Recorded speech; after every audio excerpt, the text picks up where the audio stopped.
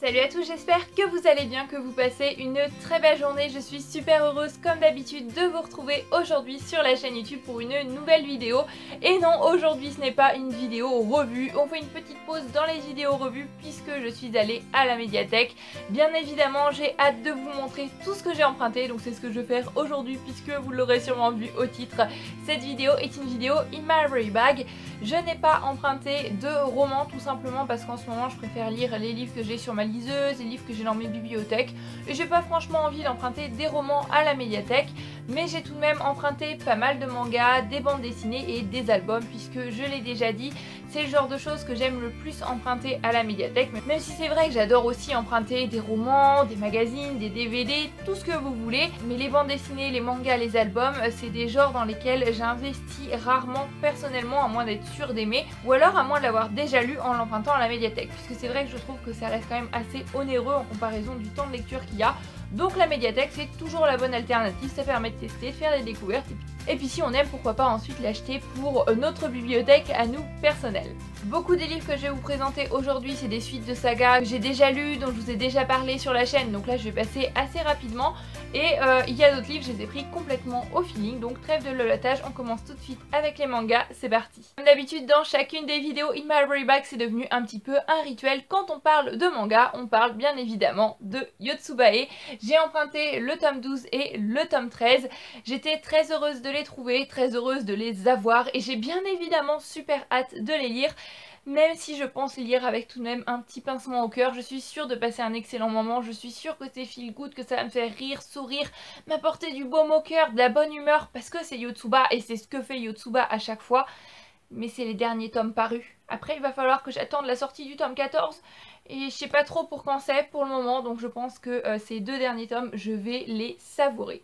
On continue avec une série, encore une fois, qui est une série feel good, une série de manga que j'adore, une série que vous voyez dans chacune de mes vidéos In My Library Bag et dont je vous parle dans chaque update BD manga. Il s'agit bien évidemment de la série Barakamon, c'est de Satsuki Yoshino, c'est paru aux éditions Kiyun. Là j'ai emprunté le tome 12 et le tome 13 et il y avait le tome 14 qui vient tout juste de sortir, donc bien évidemment j'ai sauté sur l'occasion, je l'ai pris aussi. Pareil que pour Yotsuba, je vais les savourer puisque là c'est le dernier tome sorti, donc le 15 ne va pas sortir tout de suite je pense. Après il n'y en aura plus, il va falloir que j'attende et c'est une série que j'adore.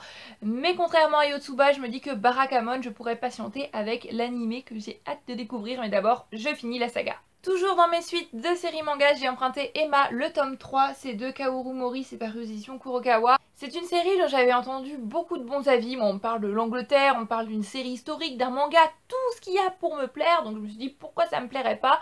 Le premier tome, j'avais trouvé un peu lent, je trouvais qu'il se passait pas grand chose, je m'étais dit c'est un peu moyen en fait, je suis un petit peu déçue. J'ai lu le tome 2 et là on avait des révélations, là c'était juste génialissime et la suite était jamais disponible bien évidemment. C'est très souvent comme ça avec la médiathèque, c'est un petit peu un des inconvénients de la médiathèque, on est d'accord. Et là il y avait le tome 3 donc j'ai sauté dessus, j'en ai profité et j'ai hâte de le lire. Dernière série de manga dans laquelle je vais avancer et dont j'ai pu emprunter les prochains tomes aujourd'hui, il s'agit de la série Blue Spring Ride, c'est de Io Sakisaka et c'est paru aux éditions Kana. Donc j'ai emprunté le tome 4, le tome 5 et le tome 6. On est sur un petit shoujo dont j'ai trouvé les 3 premiers tomes assez sympathiques. J'avoue que ça n'a pas laissé un souvenir très mémorable dans mon esprit. Donc j'espère me trouver un petit spoil, me trouver un petit truc ou me rafraîchir la mémoire concernant la fin du tome 3 et j'ai hâte de poursuivre. Même si pour moi c'est pas la série shoujo du siècle, j'adore les shoujo, j'adore vraiment ça. C'est pas celle qui me marque le plus, après ça va peut-être le devenir, j'en sais rien, je passe quand même un bon moment à chaque fois avec ces lectures. C'est pour ça que j'en ai emprunté 3 plutôt que 2 comme d'habitude parce que je sais qu'ils vont se dévorer, en plus de ça ils sont vraiment tout petits. On poursuit dans les séries de manga, oui je me suis bien lâchée au niveau manga, j'ai eu une énorme envie de manga, vraiment il y a des moments comme ça où on a envie d'un genre particulier et j'ai délaissé les mangas pendant tellement d'années, maintenant j'ai l'impression que j'ai du retard à rattraper, j'ai un petit peu une boulimie de manga, donc je suis très contente d'avoir la médiathèque pour ça parce que c'est vrai qu'ils en ont des rayons pleins. Et là je me suis dit bah, pourquoi pas commencer une nouvelle série et je suis tombée sur celle-ci dont je n'ai jamais entendu parler. Il s'agit de la série Un carré de ciel bleu, c'est paru aux éditions Doki Doki et c'est de So. Voilà, je ne connais pas cette mangaka, cette auteure, autrice, je ne sais pas du tout qui c'est, je ne connais pas du tout cette maison d'édition non plus. Mais apparemment on est sur un shoujo avec un personnage qui devient amnésique. Moi je dis pourquoi pas, je vais voir ce que ça donne, je tente, on verra bien. Donc j'ai pris le tome 1 et le tome 2. En tous les cas les couvertures je les trouve juste superbes. Toujours dans les mangas, mais cette fois-ci c'est un one-shot. Il s'agit du livre Le pays des cerisiers, c'est de Fumiko Kunu. Et c'est paru aux éditions Made Il, je pense, quelque chose comme ça. Voilà, vous avez le nom de l'édition ici en bas. Apparemment c'est un manga qui a fait assez polémique, c'est un manga engagé qui va parler d'Hiroshima et de la vie après Hiroshima notamment, donc ça m'intéresse beaucoup. J'ai été happée par la couverture, quand j'ai vu le sujet je me suis dit mais j'avais déjà emprunté ce manga il me semble et finalement j'avais pas dû le lire, donc là j'espère vraiment pouvoir le lire parce que ça a l'air très intéressant. On continue dans les mangas mais c'est le dernier et c'est promis, et puis c'est pas vraiment un manga puisqu'il s'agit du pavillon de l'aile ouest d'après Wong Shifu.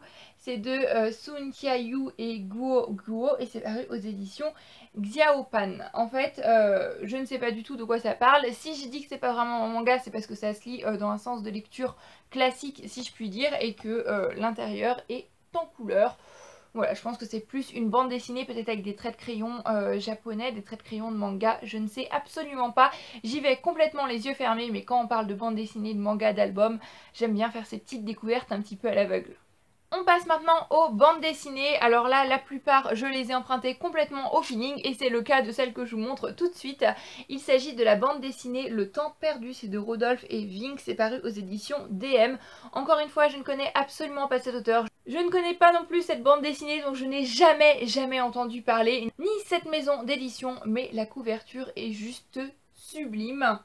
La quatrième nous dit simplement: au kilomètre 51 de la N711, il était un lieu où mon passé et mon avenir se croisaient et je m'y étais arrêtée par hasard. Que de mystère, moi ça m'intrigue tout ça. J'ai ensuite emprunté Chemin perdu de Amélie Fléchet, paru aux éditions Soleil dans leur collection Métamorphose. Alors déjà, l'édition Soleil, la collection Métamorphose, j'adore, ils font des travaux d'excellente qualité. Amélie Fléchet, c'est celle qui a fait L'Homme Montagne, je crois que c'est ça le titre, un album BD poétique magnifique. C'est une personne en plus très sympathique que j'ai eu la chance de rencontrer au salon du livre de Fougères, donc la ville où j'habite l'année dernière. Je sais pas si elle y sera encore cette année. En tous les cas, ça m'a donné très envie de découvrir ce livre-ci que je n'ai pas encore lu et j'ai hâte de me plonger dedans. Ensuite, emprunté Les Tournesols de Monsieur Vincent. C'est une aventure de Zobo, c'est de Nijun et c'est paru aux éditions Bao. Ce petit bonhomme Zobo vous dit peut-être quelque chose puisque dans le dernier update BD manga que je vous ai fait, je vous ai parlé des fleurs de cerisier, quelque chose comme ça, où on découvrait le personnage de Zobo, et là c'est tout simplement le tome 2. Et quand même le premier tome a été un énorme coup de cœur, une histoire pleine de poésie qui en même temps en fond abordait de lourds et importants sujets. C'était mené à la perfection, c'était beau, les planches étaient sublimes.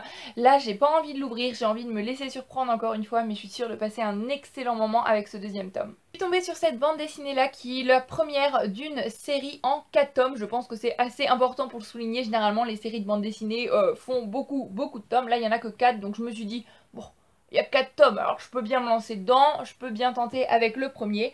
Donc c'est Le Rêve du Papillon, c'est de Marazano et Luo Yin et c'est paru aux éditions d'Argo. J'ai l'impression qu'on part dans quelque chose de complètement barré, complètement loufoque. Une fille qui va se retrouver dans un monde de dictature avec des lapins bizarres qui la suivent partout. Voilà, ça me semble assez particulier, mais j'ai hâte de voir ce que ça donne, j'ai hâte de voir comment c'est mené, de voir où ça va m'embarquer tout simplement et de me laisser surprendre. Et on termine les bandes dessinées avec Ma maman est en Amérique. Elle a rencontré Buffalo Bill de Jean Regnault et Émile Bravo. C'est paru aux éditions Gallimard. Il me semble que j'ai déjà emprunté cette bande dessinée. Pareil, j'ai des problèmes de mémoire, j'emprunte tellement de livres, surtout à la médiathèque à chaque fois, et du coup j'ai pas le temps de tous les lire que j'en oublie ce que j'ai déjà emprunté ou non. Mais je suis tombée sur celui-ci, je me suis dit mais tu me dis quelque chose toi? Je pense que je t'ai déjà mis dans mon sac. Et je l'ai feuilleté un petit peu, je me suis dit mais je l'ai pas lu, donc je vais le réemprunter. Ça a l'air d'être une histoire très touchante. En tous les cas, la couverture m'a beaucoup attirée, je la trouve vraiment très belle et j'aime beaucoup les dessins à l'intérieur. Je sais pas vraiment de quoi ça parle, au vu du titre, au vu de la quatrième, je pense que l'on va parler d'un petit garçon qui n'a pas de maman et dont une certaine personne invente toute une vie à sa mère pour qu'il ait l'impression que sa mère est en train de parcourir le monde et que c'est pour ça qu'elle n'a pas de temps de s'occuper de lui. C'est ce que je m'imagine là au vu de la couverture et de la quatrième. Si ça se trouve, je suis complètement à côté de la plaque. On verra bien une fois que je l'aurai lu et que je vous en reparlerai dans un update BD manga. Et pour finir, on va passer aux albums, puisque ça fait un petit moment que je vous ai pas fait d'update album sur la chaîne et ça me manque un petit peu, je dois avouer. J'aime beaucoup lire des albums, je trouve ça toujours douillet. Toujours un bon moment de se pelotonner dans un plaid, une tasse de thé chaud et de bons albums. Là j'ai été farfouiller dans les bacs et j'en ai pris quelques-uns. Le premier c'est Tu me racontes tes tatouages d'Alison McGee et Elisa Wheeler. C'est paru aux éditions Rue du Monde. Les éditions Rue du Monde font de très beaux albums. J'en ai emprunté un autre de cette maison d'édition que je vais vous montrer tout à l'heure. L'histoire a l'air assez touchante puisque on va suivre ce petit garçon qui va demander à son papa de lui expliquer ce que signifient tous ces dessins qu'il a sur la peau. Et ben moi j'ai envie de découvrir cette histoire et de toute manière les éditions Rue du Monde c'est un petit peu gage de valeur sûre pour moi. On poursuit avec l'album La Nature c'est génial de Angie Morgan, paru aux éditions Gallimard Jeunesse. Ce livre-là, la couverture m'a fait rire, voilà, je la trouvais fun, je la trouvais pétillante et j'ai eu envie d'en découvrir l'histoire. En plus on y parle de nature, donc si c'est un livre qui est engagé, si c'est un livre qui peut pousser les enfants à respecter la nature, à leur montrer que c'est important, qu'ils sont un petit peu l'avenir de demain, que l'on doit y faire attention et que la nature n'est pas éternelle, et bien c'est un sujet qui m'intéresse beaucoup, donc j'ai hâte de découvrir cette histoire aussi. Bien évidemment, comme d'habitude, si j'ai emprunté tous ces livres, c'est que j'ai hâte de les découvrir, donc je vais arrêter de le lire à chaque fois que je vous en présente un. On arrive au deuxième album des éditions Rue du Monde que j'ai emprunté. Il est juste magnifique, il s'appelle Tous les câlins du monde, c'est de Manuela Monari et Evelyne Davidi, et c'est paru bien évidemment aux éditions Rue du Monde.